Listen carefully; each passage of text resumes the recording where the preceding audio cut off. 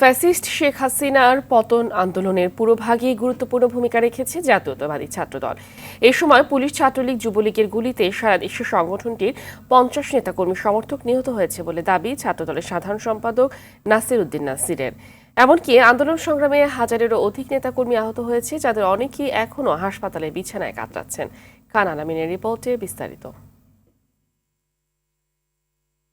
কুমিল্লার দেবিদ্বারে বৈষম্য বিরোধী ছাত্র জনতার আন্দোলনে মাথায় গুলি লেগে গুরুতর আহত হয়েছিলেন ব্যাটারি চালিত অটোরিকশা চালক সাব্বির হোসেন নামে এই তরুণ।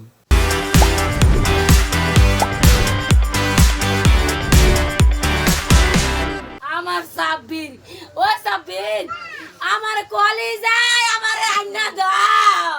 ৫ আগস্ট পুলিশের গুলি লাগে তার মাথায়। এরপর মুরাদনগর উপজেলা স্বাস্থ্য কমপ্লেক্স, কুমিল্লা মেডিকেল কলেজ হাসপাতাল, ঢাকা মেডিকেল কলেজ হাসপাতাল হয়ে গ্রিন লাইফ হাসপাতালে অস্ত্রোপচার হয় সাব্বিরের। কিছুটা সুস্থ হওয়ার পর গত শুক্রবার বাড়ি ফেরার পরদিনই না ফেরার দেশে পাড়ি জমান সাব্বির। আমার বুতে আন্দোলন গিয়া এইগুলি গাইয়া আমি এই বিচার চাই। আওয়ামী লীগের নেতারা ওপেন গুলি চালাইছে, গুলিবিদ্ধ হয়ে আমার ফ্রেন্ড আহত হয়। 3 দিন হয় বাড়িতে আসছে, বাচ্চারা মারা গেছে, বিচার চাই। সাব্বির কুমিল্লা উত্তর জেলা ছাত্রদলের সক্রিয় কর্মী ছিলেন।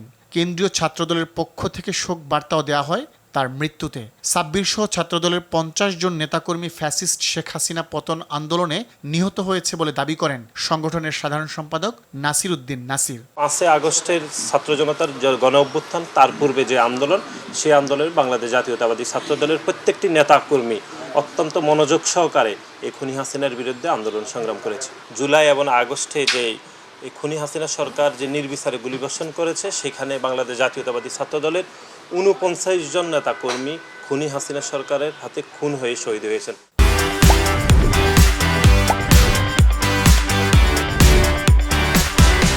আন্দোলনের পুরোভাগে সক্রিয় ভূমিকা পালন করেছে ছাত্রদল।